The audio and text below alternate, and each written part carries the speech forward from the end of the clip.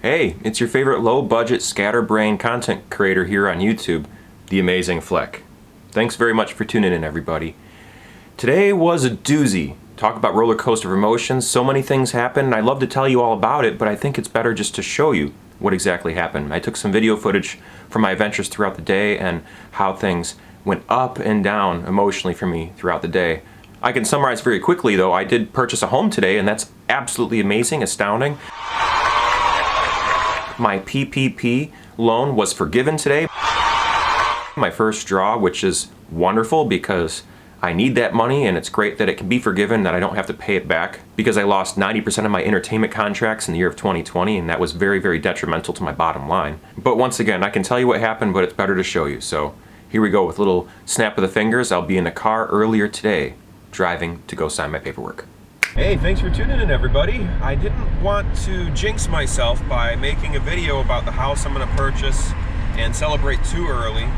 But today I'm on my way going to the seller's real estate agent office to go close on my new home. Hey, thanks everybody. Yeah, we're going to be getting off the exit pretty soon here. I hear it's like a small novel. You have to sign all this paperwork to the point where it's obnoxious. You get to sign your name, dozens of times, your initials even more than that. And you more or less put your soul on the line because you're going to owe a bank over $200,000 for a home that's valued about $140,000 because interest is a mofo, yo. Yeah, interest costs a lot of money if you are in debt. If you're not in debt and you have a lot of money, then interest works in your interests. So if you're like a bank, or if you're independently wealthy, or you worked really hard your whole life saving money and not spending it, you'll be in a position where your money actually earns money for itself, instead of having to make minimum monthly payments on a credit card where it costs you money to owe money. Well, anyways, I'm real excited about this decision because my attitude about buying a home is that my monthly payments should be about $800, and I've been used to paying about between $500 and $1,000 a month for rent expenses, and in this case, $800 is right in between that, so I'm very comfortable with that amount, and I have the added benefit of knowing that eventually, one day, I'll get some of that rent money back, which is really, really nice. Naturally, what I mean by getting rent money back is that I'll get my money back in the form of equity if I ever sell my house, which I probably will eventually sell the house, or if I choose to refinance before I get to the point where I pay off the house, I can get some of that equity back and use it, maybe purchase another property if I want to acquire properties, become a landlord or something like that. But I don't know if I want to become a landlord because I've been learning more and more about what it's like to be a homeowner from other homeowners, and it looks like being a landlord is tough business, believe it or not, because you have a lot of expenses when it comes to repairing the home. You can have really bad tenants that just mess up your house, and you constantly have to keep up on it and repair it to the point where it costs you money actually to take care of it. You don't actually make money off of it every month. It actually costs you money, or can. Or you have to deal with these ridiculous tenants that constantly feel like you owe them something because they give you rent month to month when you're doing them a favor by having them a place to stay. Now, don't get me wrong, I have a lot of sympathy and empathy for people who are tenants because I've been a tenant for a long time. I've never been a landlord before, but as I said, I'm starting to learn more and more from other people who are landlords or homeowners about the pits and perils of actually owning one. If something goes wrong, you have to fix it. So when I buy this house, if something goes wrong with it, I have to fix it. If my basement leaks, I have to hire a crew to dig up around the foundation of the house, put some tar on it, put the dirt back in the hole, and I have to fix it. I'm responsible for that now. If the grass doesn't get cut and it gets too tall and the city comes by and wants to give the homeowner a fine for not maintaining their frontage, that's on me. Fortunately, my property has a very, very small front lawn, and it's got a brand new driveway, all this beautiful brand new pavement. All of my appliances inside are very, very new and up to date, aside from my hot water heater, which is from 2013. But fortunately, I have a lot of friends and family and people who look out for me. And I have a lot of friends who work in the trades. For instance, I have a friend who works with tankless water heaters, which is pretty interesting. You always have hot water on demand whenever you need it. So I'll look into tankless water heaters and see if those are something I'm interested in getting in the future if my hot water heater goes out. But in the meantime, what I need to focus on is a washer and dryer, a lawnmower, a weed whip, and there's going to be a number of other things that are just kind of surprise as it comes along. But I can't wait to show everyone out there the new home. I'm going to show you the inside. I'm going to keep my location secret because you never know who's out there watching, right? But in the meantime though, yeah, that's what I'm focused on, is getting the necessary appliances and getting the necessary repairs in there. I'm gonna steam clean the carpet in the master bedroom upstairs. I'm gonna refinish some hardwood floors, take out this gaudy carpet, because the previous owners had a couple dogs, but the dogs were not allowed upstairs in the master bedroom. And the carpet downstairs is just kind of old. I'm gonna take that out. And I'm gonna sand down those floors, bring out the beautiful shine and luster underneath, and polyurethane them and treat them right, and all of that sort of thing. I always loved my hardwood floors, and now I'll actually own some hardwood floors of my own. And this is super exciting. I'll actually have a garage. I've never had a garage before. My whole life, I've always wanted a garage so I can do some woodworking, so I can wrench on my car, so I can just have a garage and store my tools and have a place to do that. And this is a 2-car garage with a heater built in, and it's fully insulated. The fellow who owned this house before me was a handyman, and he kept all of his tools nicely organized inside of his garage, and he maintained this house wonderfully. So I'm walking into a beautiful situation. I did pay quite a bit more than what is necessary for a house of this value in this area and this size and everything considered, but I like what Warren Buffett says about when it comes to home ownership. The best time to buy a house is when you're ready and when you're satisfied with the deal. And in this case, I'm satisfied with the deal. I'm ready to buy a house. I've been wanting to buy a house for a while. And this house is a unicorn. There's nothing quite like this particular home. Now, I'm a man of modest means. It doesn't take a lot to make me happy or keep me happy. And this house is a little bit larger than what I need it for, but I think my needs may increase over the next couple years. And you'll find out soon enough with more and more exciting news coming out later on down the line on my channel here. But we're getting closer and closer to the real estate office, so it's about time for me to get inside there and sign away my soul on a piece of paper, telling the banks that I owe them over $200,000 for this home. And I couldn't be more excited and enthusiastic about it, to be honest with you, because I know that once again, the money I'll be using to pay off this house, I'll eventually be able to get a fraction of it back, if not more. If the house appreciates in value more than the cost of the loan, then I end up winning anyways too, so that's pretty exciting. I mean, maybe not because of how inflation works.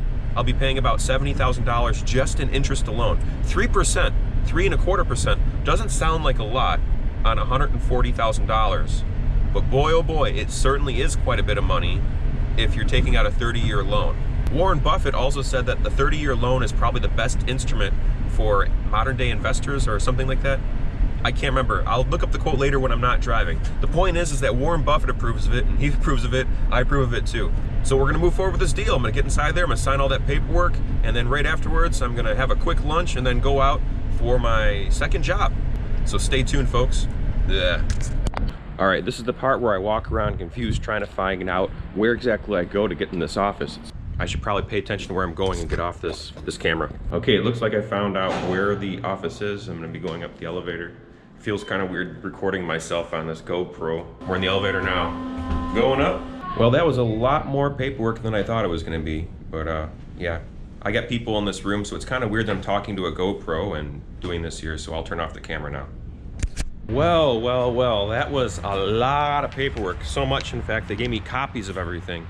So I can take the copies of everything I signed and I can read through it and relive that wonderful moment I just experienced. That took about an hour of signing an explanation of my questions about what exactly it is that I'm signing. I feel really good. I feel great that everything's going through. I talked to the seller a little bit more about the property that I'm getting, and you know, gave me some advice about how to take care of the hot tub. You know, every house has its own quirks and everything like that, and it was very, very well maintained. But man, oh man, so much paperwork though. It's ridiculous how much they have to have for this, but it makes sense, I guess. This is kind of a big purchase and there's a lot of liability, big financial transactions, so I feel like I'm being protected as much as the financial institutions are being protected.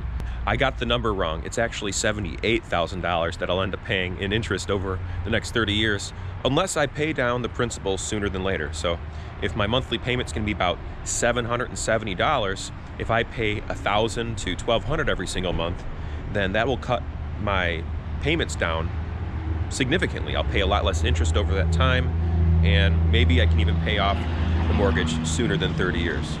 Anyways, I'm gonna get back in my car. I have to go to the bank and then pick up my client for work, and we got a whole day planned ahead of us, and when I go home, I'll edit this video and post it on YouTube. Well, what a roller coaster of emotions today has been is an understatement. So I bought a house and signed all the paperwork, as I said earlier. PPP loan, my first draw, was approved to be forgiven today, which is fantastic news. I worked today with a client of mine, and then after work was done, we went out and saw a movie together. They wanted to take me out to go see a movie called The Green Knight, and it was a very interesting film. It was based off of a poem, apparently, and it's definitely a drama. It's not a comedy at all. There's not a single joke in there. I don't think we laughed a single time. It was very compelling and very visually spectacular film.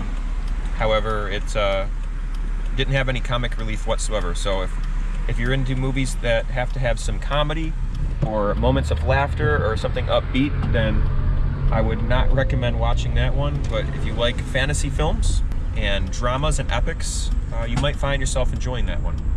The Green Knight. While I was watching that movie in the movie theater, I got a text message from my dear friend who's watching my cat, and it seems as though my cat has a high chance of having a tumor, and we don't know what kind of tumor that she has in her face, and that's why it's all swollen. It's not just an infection after all.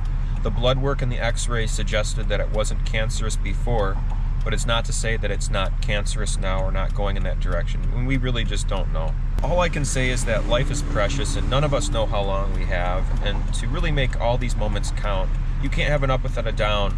You can't have comedy without drama. You can't have yin without a yang or a left without a right. I mean, they all complement each other. And in this life, we just don't know. We think we know more than we do. Some of us turn to faith for answers, or lack of, in order to satisfy the lack of answers. Some of us just make justifications for things, or say, oh, this is the way things were meant to be, or turn to destiny and fate for solace in life's ebbs and flows, the roller coaster of everything that's happening, ups and downs, peaks and valleys. I don't know what to make of it. All I do know is that I'm leaving right now to go visit my cat and spend some time with her and snuggle her for a little while, because like I said, I don't know how long she'll be around for, and I know all of this is temporary. I do take comfort in that sometimes, and other times it really hurts, knowing that all of this is temporary. And it's just a ride. It's just a roller coaster. Like Bill Hicks said at the end of one of his comedy bits, this is just a ride. We're along for the ride, and eventually the ride ends. So I hope that Lucy is going to be okay. Longer, of course. I want that cat to live longer than I'm going to live. I want that cat to live on beyond me, and that's just not how life goes. This cat is not going to live longer than me. But then again, who knows? None of us know how long we have. So I guess that's all I got for now. I'm going to get to the cat, and I'll turn the camera back on so we can say hello to Lucy in just a little while here. So stay tuned, folks. So here's Lucy, and it looks like I don't have definite answers as to what's happening with her just yet. She looks great. She did gain weight, so she gained a little bit more than half a pound, which is wonderful because she's over 6 pounds again. She used to be around 7. I only hope that it's not cancerous and it's just a growth, or that we can do some sort of solution. I don't know what to think about this at all. I feel really weird about even recording this and putting it out there in the world to see. This is where we're at right now. I'm going to spend some alone time with her, and we're going to snuggle for a little while. I'll catch you later. So Lucy and I, we took our medicine. When I say we took our medicine, I gave it to her and she reluctantly lapped it up off of the syringe. She has 2 different kinds of medicine. I think one is her antibiotics. The other one might be a stronger antibiotic or a painkiller. I'm not sure. She doesn't seem to be in pain, and she did gain weight, and there's good things to celebrate with her, but we just don't know. And I made the most of the time today and snuggled with her on the bed. Just for a little while here, and that was very comforting for me. I only hope that it was comforting for her too. It's time for me to get back to my home, post the video, and clean up my house a little bit and get some rest, because I have a 16-hour shift tomorrow, so I have to go take care of my responsibilities. Yeah, I think I'll magically appear back at the house right about now. And we're back at the Paisley couch here. Thanks for watching this video all the way through, folks. I know it's a lot to handle. You don't know how long your loved ones have, whatever they may be, human or animal or possessions. You never know what the timeline is. All of our days are numbered. All of this is temporary.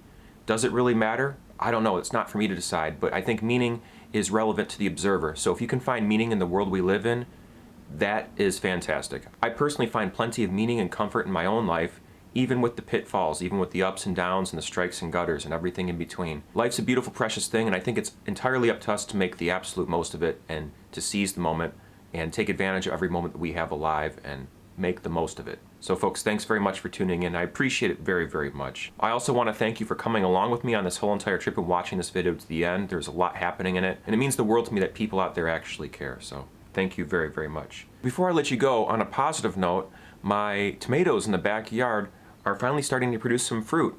And there was probably like 5 of them I had to throw away because a squirrel got to them and started eating them and everything. But this is the one tomato, my first tomato of the year I got out of my garden, that is fully intact. And it may be a little orange, but I can let it ripen up sitting on my counter. Did you know if you have a tomato that's a little bit early coming off the vine, that if you just let it sit there, it'll ripen up without the vine attached to it? Now you do. So yeah, this is going to be ready for me to eat in the next couple days or so, and I'm very excited to enjoy this little tomato right here. So yeah, I guess that's the nature of life. Some things live, some things die, and some things are meant to be consumed. New beginnings. This represents new beginnings for me. And it's a metaphor for more new beginnings happening in my life. There are so many changes happening in my personal life that I can't share with the entire internet, at least just yet. So please stay tuned, subscribe to my channel to know more about what's going to happen coming up. You won't be disappointed. I promise you the best I have to offer, and the best is definitely yet to come. I still have a lot more to learn, and I have plenty more I can showcase here on my channel. Alright folks, this is where I leave you, and I'll leave you with these words I've been ending all my videos with lately that mean a lot to me, as cheesy as they might sound to people out there who are watching. Please remember to never give up. Do your best. Stay true to you and who you are and what you stand for. And be amazing. I know I'm a broken record, but what I mean by be amazing is to be the best version of you, of exactly who you are. Be the best version of yourself. Do everyone a favor and yourself, be the best version of you. Thanks again for watching. I'll see you in the next video, folks. Good night.